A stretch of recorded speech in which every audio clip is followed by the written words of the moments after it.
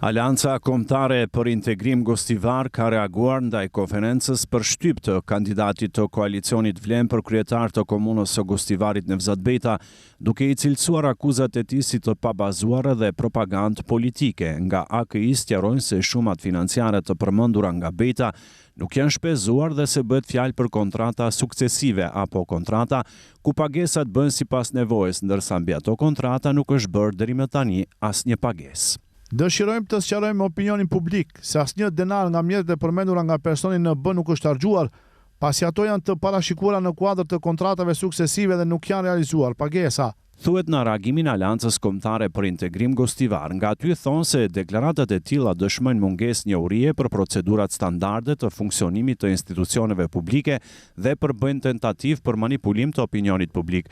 Në reagim gjithashtu theksohet se fushata negative dhe retorika akuzuese janë rezultati mungesës të mbështetjes qytetare dhe rezultateve të dobta në anketa. Aleanca Kombëtare për Integrim Gostivar thekson se do të vazhdojë fushatën e saj të bazuar në program, transparencë dhe interesin e qytetarëve, duke u distancuar nga siç thuhet akuzat e pabazuara.